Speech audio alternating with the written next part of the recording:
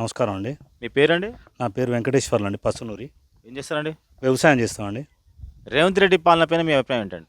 రేవంత్ రెడ్డి గారు రైతులకు ఉచిత విద్యుత్ ఇచ్చాడు.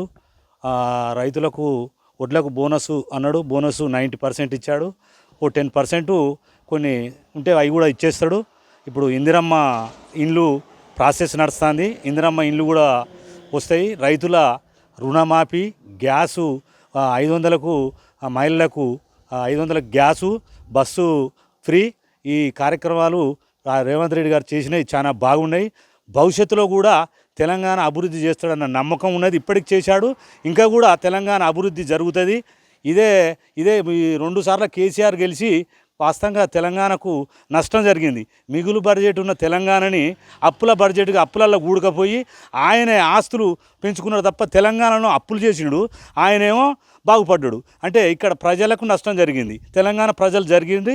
ఆయనకు వాస్తవంగా ప్రజలు ఓటర్లు ముందు గెజ్జేసి రేవంత్ రెడ్డి గారికి పట్టం కట్టడం జనానికి అంతా మంచి జరిగింది. ఇది నా ఉద్దేశం. వాస్తవంగా జనంలో కూడా అందరికీ ఉన్నది. ఇప్పుడు భవిష్యత్తులో పింఛన్ల కార్యక్రమం కూడా జరగబోతుంది, దాన్ని కూడా చేస్తాడు.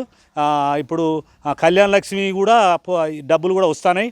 కాకపోతే ప్రతిపక్షం వాళ్ళు ఇప్పుడు ఏదో ఒకటి అంటారు. వాళ్ళు, నేను ఒక రైతుగా నా అభిప్రాయం, నేను ఏ పక్షం అనేది కాదు, కానీ రైతు పక్షాన నేను రేవంత్ రెడ్డి గారికి ధన్యవాదాలు తెలియజేసుకుంటాను. వాస్తవంగా రుణమాఫీ విషయంలో మమ్మల్ని రేవంత్ రెడ్డి దగ్గరికి తీసుకుపోయేవారు లేరు, కానీ తీసుకపోతే ఆయనకు బొమ్మకు పాలాభిషేకం చేసుడు కాదు, ఆయన కాళ్ళకే పాలాభిషేకం చేయాలనే ఉద్దేశంతో రైతులందరూ కూడా మాతో మేము అనుకోవడం జరిగింది. మాకు అవకాశం కల్పించలేదు అప్పుడు. సరే, మేము కూడా పెద్దలను ఎవరిని కోరలేదు. అలాంటి పనులు చాలా చేస్తున్నాడు. భవిష్యత్తులో రేవంత్ రెడ్డి గారి పాలన ఇంకా కూడా బాగుంటుంది అనేది మా ఉద్దేశం. నమస్కారం అండి. నమస్తే, చెప్పండి సార్. మీ పేరు? వీరన్న. రేవంత్ రెడ్డి పాలన ఎట్లా ఉన్నదండి? పరిపాలన అంటే కరెంటు కోతలు అయితే ముందుగా స్టార్ట్ అయినాయండి.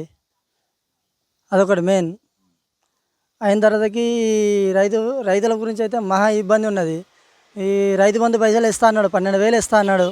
ఆ 12,000 కాదు కదా, 6,000 అయితే పడ్డాయి. ఎకరా ఉన్న వాళ్ళ వరకే పడ్డాయి ఆ డబ్బులు కూడా. ఈ 2 ఎకరాల పైన ఉన్న ఎకరం పైన ఉన్న ఎవరికి పడలేదు.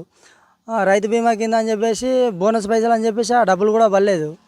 కొత్త పథకాలు ఇందిరామైన్లో నేను చేసేది సుతారి మేస్త్రి. నేను ఆ కొత్త పనులు వస్తాయి కావచ్చు అని చెప్పేసి చిన్న సన్నగా కనీసం రేకుల షెడ్ అని వేసుకునే వాళ్ళు కూడా ఇలా రేకుల షెడ్ వస్తుంది కావచ్చు అని చెప్పేసి అని అన్నారు. మొన్నటిదాకా ఎమ్మెల్సీ ఎలక్షన్స్ జరిగినాయి. ఆ ఎలక్షన్స్ అయిపోయాక ఇప్పుడు వస్తానే వచ్చా అని చెప్పేసి అన్నాడు. రేషన్ కార్డులు అన్నాడు, రేషన్ కార్డు సస్పెన్స్లో పెట్టిండు.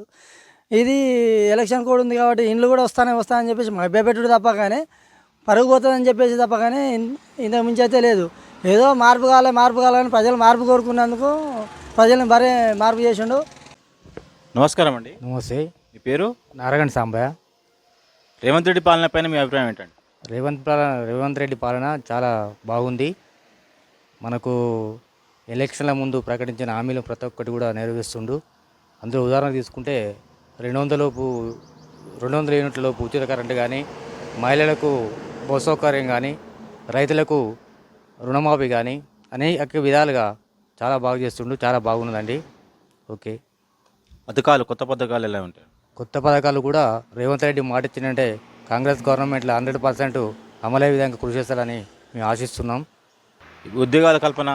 ఉద్యోగాలు కూడా ఇంతకుముందున్న గవర్నమెంట్ చూసుకుంటే చాలా తేడా ఉంది. కాంగ్రెస్ గవర్నమెంట్ వచ్చి సంవత్సరం కాలంలోనే ఎన్నో విధాలుగా జాబులు ఇచ్చిండ్రు. అందరూ చేసిన విషయమే, మీరు కూడా చూసే ఉంటారు. మొత్తానికి పాలన ఎట్లా ఉన్నది? పాలన చాలా బాగుందండి. జబర్దస్త్ పాలన.